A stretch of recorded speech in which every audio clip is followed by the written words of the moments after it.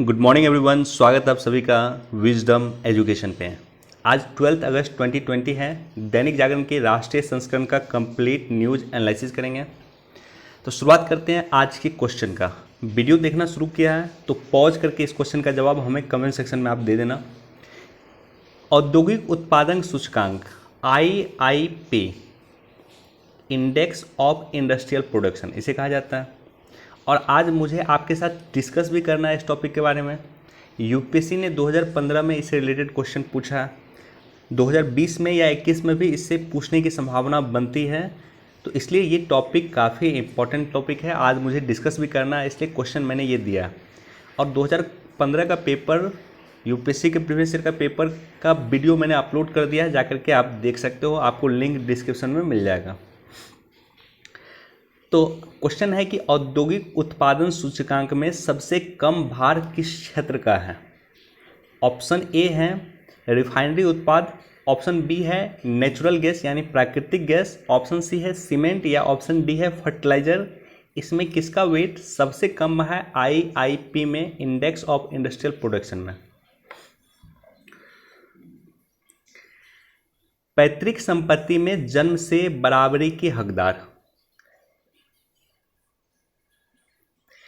सबसे पहले आपको ये जानकारी होना चाहिए कि एक एक्ट आया था 1956 में, इसे कहा गया हिंदू उत्तराधिकार अधिनियम 1956। और इस एक्ट के तहत किसी भी व्यक्ति जो हिंदू व्यक्ति हैं उसकी मृत्यु होने के बाद उनकी वसीयत की चर्चा की गई थी। उनकी वसीयत किस तरह से उनके परिजनों को सौंपा जाए, उनके रिश्तेदारों को सौंपा जाए, इनकी चर्चा किया गया था हिंदू उत्तराधिकार अधिनियम 1956 में। अधिनियम में मृतक के उत्तराधिकार को अलग अलग श्रेणियों में बांटा गया था और मृतक की संपत्ति को उनको मिलने वाले हिस्से को भी बताया गया था कि किस तरह से डिस्ट्रीब्यूशन होना चाहिए।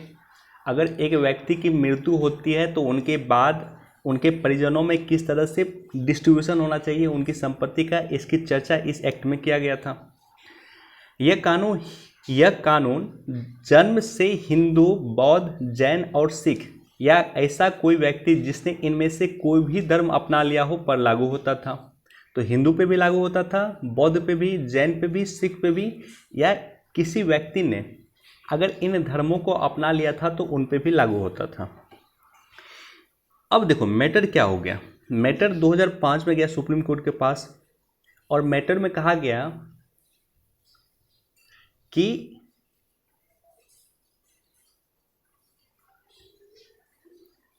बेटियों को इसमें तो अधिकार मिला ही नहीं है, महिलाओं को तो इसमें अधिकार मिला नहीं है, पुत्रियों को तो इसमें अधिकार नहीं मिला है। तो उसके बाद इसमें संशोधन किया गया, 2005 में इसमें संशोधन किया गया और इस संशोधन के बाद पुत्रियों को भी समान हक दिया गया। आई रिपीट, पुत्रियों को भी समान हक दिया गया, उसे भी उत्तराधिकार का हक दिया गया 2005 में। उसके बाद 9 दिसंबर 2005 को जीवितकर्ताओं की जीवित पुत्रियों को संपत्ति में हिस्सा देने का अधिकार है। इस बात से इनका अंतर नहीं पड़ता है कि ऐसी पुत्रियों का जन्म कब हुआ, सर्वोच्च न्यायालय ने अपने डिसीजन में कहा था। ठीक है, अब देखो यहाँ पे पेच क्या हो गया, पेच आपको समझना होगा। पेच ये हो गया कि सुप्रीम कोर्ट ने स्पष्ट किया कि हिंदू उत्तराधिकार संशोधन अधिनियम 2005 में जीवितकर्ताओं, ये जो वर्ड यूज किया गया है जीवितकर्ताओं, ये पेच क्रिएट किया। यानी 2005 तक जो व्यक्ति जिंदा है उनकी संपत्ति में उनकी बेटियों का भी अधिकार है, उनकी पुत्रियों का भी अधिकार है, लेकिन जो जिंदा नहीं है, जो मर चुके हैं, राइट, तो क्या उनकी बेटियों का अधिकार नहीं है उसकी संपत्ति में? तो इसी बात को यहाँ पे सुप्रीम कोर्ट ने व्याख्या की है कि कोई दिक्कत नहीं, 2005 से पहले भी अगर उनकी मृत्यु हो चुकी है, भले ही व्यक्ति जीवित हो या मर चुके हो, लेकिन उनकी बेटियों को उनकी संपत्ति में अधिकार होगा। तो इसी को लेकर के ये चर्चा किया गया, आप जाकर के इसको देख सकते हैं। 2-3 बातें याद रख लेना। 1956 का जो उत्तराधिकार एक्ट है वो 2005 में इसमें संशोधन करके बेटियों को शामिल किया गया। सुप्रीम कोर्ट ने 2005 के अपने डिसीजन में कहा कि जीवित व्यक्तियों के बेटियों को इस पर पक्का अधिकार होगा और वो जो टर्म जीवित व्यक्ति यूज किया गया था उसको इस बार संशोधित किया गया। सुप्रीम कोर्ट ने अपने निर्णय में कहा कि व्यक्ति जीवित हो या जीवित नहीं हो कोई फर्क नहीं पड़ता है, उनकी बेटियों को अधिकार होगा उनकी संपत्तियों पे।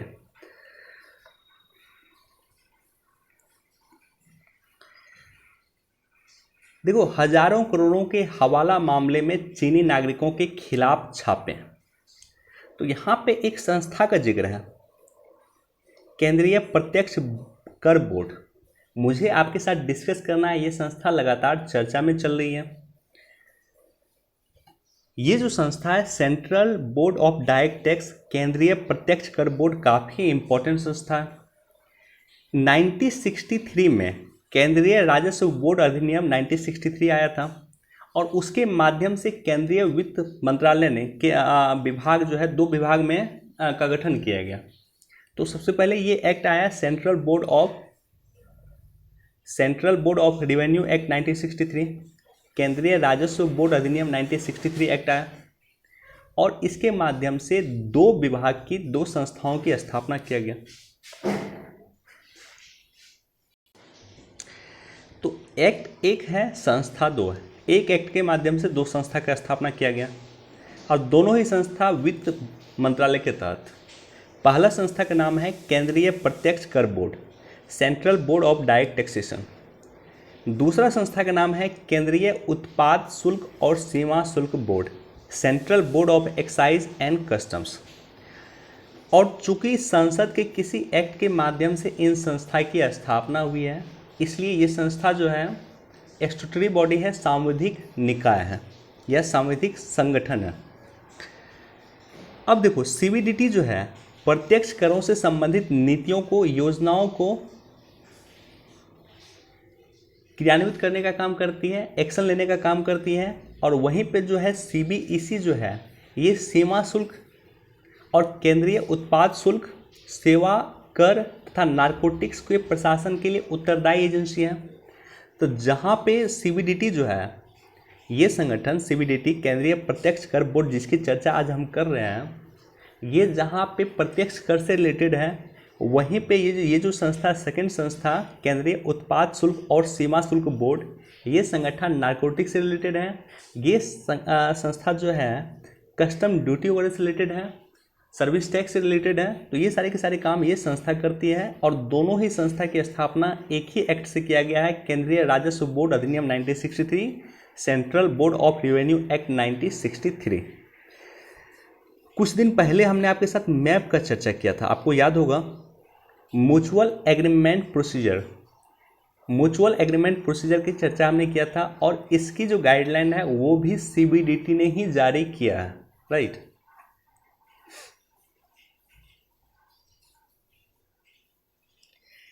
रूस ने सबसे पहले बना ली कोरोना की वैक्सीन और रूस को अभी 1 अरब वैक्सीन का ऑर्डर आ चुका है। हालांकि अभी तक WHO ने ऑथराइज नहीं किया, WHO ने रूस को अभी तक ऑथराइज नहीं किया है, या कह सकते हो WHO ने पूरी तरह से चेक नहीं किया है रूस की वैक्सीन को, राइट। बावजूद इसको 1 अरब वैक्सीन बनाने का इसे ऑर्डर मिल चुका है। तो काफ़ी शानदार काम हुआ और उम्मीद करते हैं कि चूँकि रसिया और इंडिया का संबंध बहुत अच्छा है, तो निश्चित तौर पे भारत के मार्केट में भी जल्द रूस का वैक्सीन आ सकता है।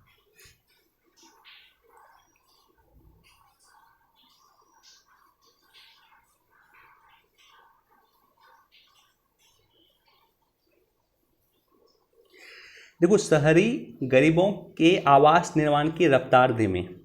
यहाँ पे एक योजना का जिक्र है,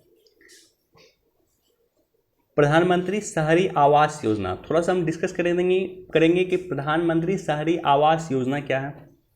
तो प्रधानमंत्री शहरी आवास योजना, सबसे पहला फैक्ट आपको ये जानकारी होना चाहिए किस मिनिस्ट्री के तहत क्रियान्वित होता है। तो ये है कि शहरी मामलों के मंत्रालय, मिनिस्ट्री ऑफ अर्बन अफेयर के तहत ये क्रियान्वित होता है। यह मिशन 2015 से 22 के लिए लागू किया गया था और यह शहरी स्थानीय निकाय, अर्बन लोकल बॉडी और अन्य कार्यान्वयन एजेंसी को राज्य और केंद्र शासित प्रदेशों के माध्यम से केंद्रीय सहायता प्रदान करती है, राइट। 2011 की जनगणना के अनुसार सभी वैधानिक शहर और बाद में अधिसूचित शहर के अंतर्गत शामिल किए जाएंगे। वहाँ पे जो आवास है वो बनेगा प्रधानमंत्री शहरी आवास योजना के तहत। अब देखो, बेसिक फैक्ट आपको जानकारी होना चाहिए कि इसमें 4 प्रावधान किया गया था। प्रधानमंत्री शहरी आवास योजना का 4 बेसिक प्रावधान है। पहला यह है कि निजी भागीदारों के माध्यम से संसाधनों के रूप में भूमि का उपयोग करने वाले मौजूदा झुग्गी निवासियों का इन सीटू पुनर्वास किया जाएगा। यानी हम प्राइवेट सेक्टर का मदद लेंगे, प्राइवेट कॉन्ट्रैक्टर का मदद लेंगे, प्राइवेट रियल एस्टेट का मदद लेंगे, और जहाँ पे झुग्गी है, जहाँ पे झोपड़ी है, शहर में झोपड़ी को झुग्गी कहा जाता है, उसी को हम रिकंस्ट्रक्ट करके क्या बना देंगे, तो आवास बना देंगे, पक्का आवास बना देंगे, राइट। दूसरा है कि क्रेडिट लिंक सब्सिडी हम उसको दे देंगे। तीसरा यह है कि साझेदारों में किफ़ायती आवास, राइट। और नेक्स्ट है कि लाभार्थियों के नेतृत्व वाले निजी घर के मरम्मत के लिए सब्सिडी। यानी एक व्यक्ति जिसका ऑलरेडी घर है उसको भी अगर लाभ चाहिए तो हम उसको भी सब्सिडी दे देंगे कि आप अपने घर का मरम्मत करवा लीजिए। साझेदारी में किफ़ायती आवास, ठीक है, इसके लिए जो है हम प्राइवेट से कंसल्ट कर सकते हैं, गवर्नमेंट और प्राइवेट कंपनी दोनों मिल करके बना सकती है। क्रेडिट लिंक सब्सिडी दे सकते हैं हम उसको, या वहाँ पे इन सीटू अरेंजमेंट कर देंगे, जहाँ पे झुग्गी था उसी को हम कन्वर्ट कर देंगे आवास में। तो ये 4 प्रोसेस किया गया था, और इसका जो है लक्ष्य था कि 1 करोड़ आवास का निर्माण करना 2022 तक। तो अभी कोरोना के कारण रफ्तार धीमी हो गया है, तो इसी को लेकर के ये न्यूज़ था। बाकी जाकर के एक बार इसको पढ़ लेना आप।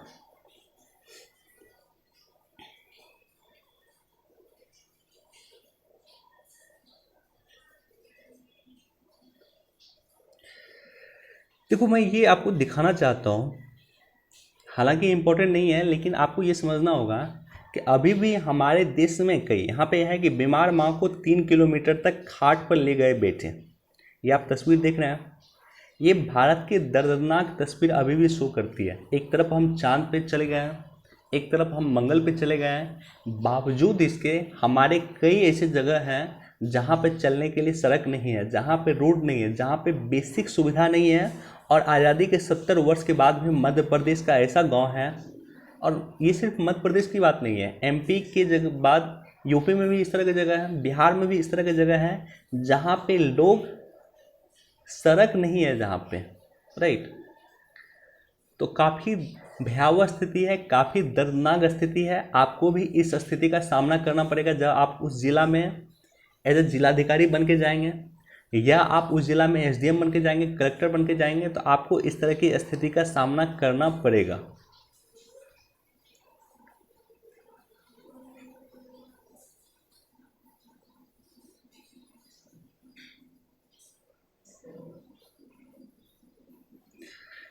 राहत इंदौरी साहब, कल उनका देहांत हो गया, और बहुत बड़े दुख की बात है कि उनका देहांत हो गया, राइट। तो मेरी तरफ से उनको श्रद्धांजलि, या हम सभी की तरफ से उनको श्रद्धांजलि।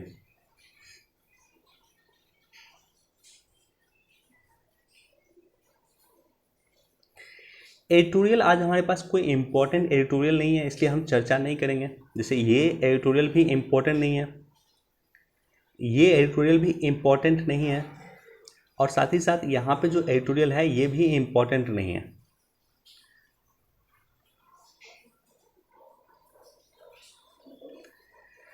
ओके, यहाँ पे देखो, बोडा आइडिया के प्लान पे ट्राई ने नहीं जताई थी आपत्ति। एयरटेल न्यूज़ क्या है, चर्चा नहीं है। न्यूज़ क्या है, इम्पोर्टेंट नहीं है। हमारे लिए इम्पोर्टेंट है ये जो संस्था है ट्राई, ये संस्था काफ़ी इम्पोर्टेंट है। इस संस्था का नाम है पूरा telecom regulatory authority of India, भारतीय दूरसंचार नियामक प्राधिकरण, राइट। तो एक तरह से कह सकते हो टेलीकॉम के सेक्टर में रेगुलेटर का काम करता है। जिस तरह से आरबीआई बैंक के लिए रेगुलेटर का काम करता है, जिस तरह से सेबी शेयर के लिए रेगुलेटर का काम करता है, उसी तरह से टेलीकॉम सेक्टर में रेगुलेटर का काम करता है, नियामक का काम करता है try, telecom regulatory authority of India. ये एक सांविधिक संगठन है। इसकी स्थापना संसद के एक एक्ट के माध्यम से किया गया था, इसलिए इसे सांविधिक संगठन या स्टैट्यूटरी बॉडी कहते हैं। और एक्ट का नाम याद रख सकते हो आप, telecom regulatory authority of India act 1997। Telecom regulatory authority of India act 1997 के माध्यम से इस संगठन की स्थापना किया गया है। हेडक्वार्टर नई दिल्ली में है। ये बेसिक इन्फॉर्मेशन है जिसकी जानकारी आपको होना चाहिए।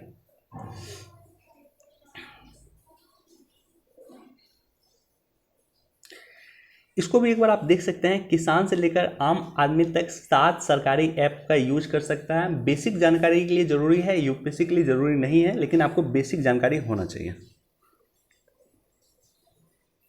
ओके, औद्योगिक उत्पादन 16.6% गिरा।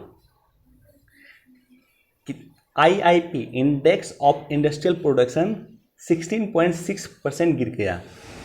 तो इसी के बारे में आज हमने आपको क्वेश्चन भी दिया था। इंडेक्स ऑफ इंडस्ट्रियल प्रोडक्शन यानी औद्योगिक उत्पादन सूचकांक, इसको प्रकाशित कौन करता है? तो इसको सीएसओ प्रकाशित करता है, केंद्रीय सांख्यिकी कार्यालय प्रकाशित करता है। और 8 महत्वपूर्ण कोर सेक्टर इसमें शामिल है। 8 कोर सेक्टर शामिल है और उसी के आधार पे इसको प्रकाशित किया जाता है।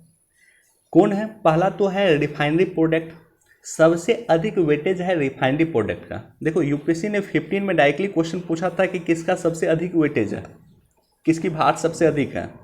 तो आईआईपी में सबसे अधिक भार है रिफाइनरी प्रोडक्ट का, जिसका 28.04% भार है। दूसरा है विद्युत का 19.85%।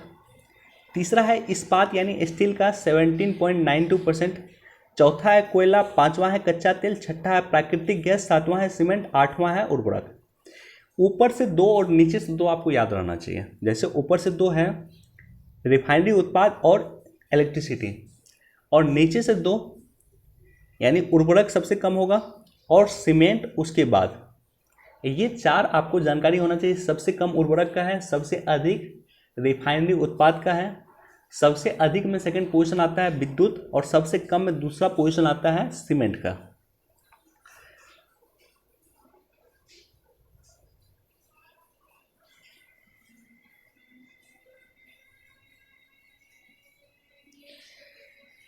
देखो यहाँ पे मैंने चर्चा भी किया था कि 1 अरब खुराक का ऑर्डर मिल चुका है ऑलरेडी रशिया को।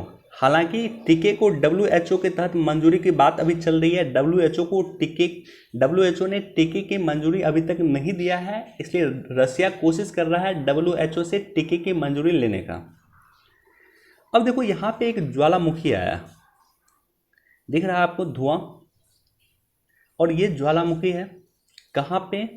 तो ये इंडोनेशिया के जावा द्वीप में। इस ज्वालामुखी का नाम है, याद रख लेना, वनडे एग्जाम में या स्टेट पीसीएस में आपसे क्वेश्चन पूछा जा सकता है। इस ज्वालामुखी का नाम है माउंट सिनाबुंग ज्वालामुखी। माउंट सिनाबुंग ज्वालामुखी जो कहाँ पे है? तो इंडोनेशिया में।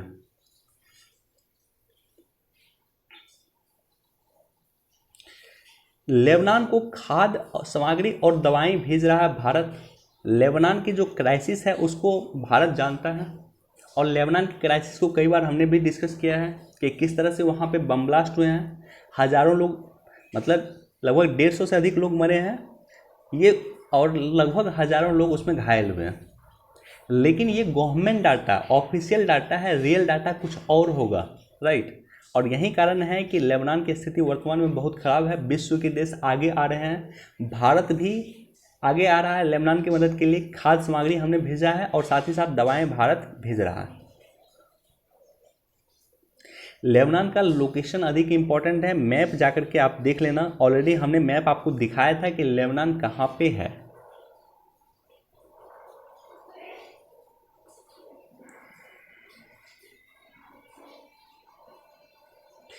ये पेज जो है जागरण नेटवर्क, इसको आपको पढ़ना चाहिए। कल भी मैंने आपको बताया था कि एथिक्स के पॉइंट ऑफ व्यू से और एसए के पॉइंट ऑफ व्यू से ये पेज काफ़ी इंपॉर्टेंट है। इसको आपको जानकारी होना चाहिए, पढ़ना चाहिए। आप एथिक्स में यूज कर सकते हैं केस स्टडी के तौर पे, और आप एक एग्जाम्पल के तौर पे देखो। एसए आपका कब अच्छा होगा? इससे तभी अच्छा होगा जब रियल लाइफ एग्जाम्पल आप कोट कर सकते हैं, और रियल लाइफ एग्जाम्पल आपको यहाँ पे मिल जाएगा।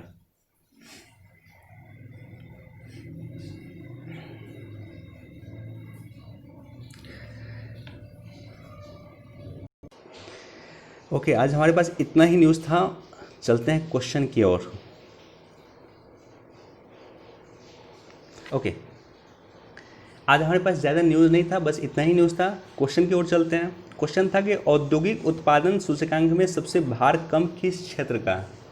तो सबसे कम भार है, आपको हमने चर्चा किया था कि उर्वरक का भार सबसे कम है और रिफाइनरी उत्पाद का भार सबसे अधिक है।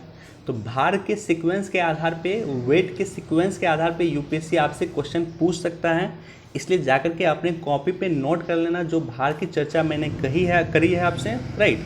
तो आईआईपी की जो में सबसे कम भार है आपको उर्वरक का, ऑप्शन डी यहाँ पे बिल्कुल सही है। चलिए, वीडियो देखने के लिए बहुत बहुत धन्यवाद। Thank you so much. Please do like share and subscribe. Thank you.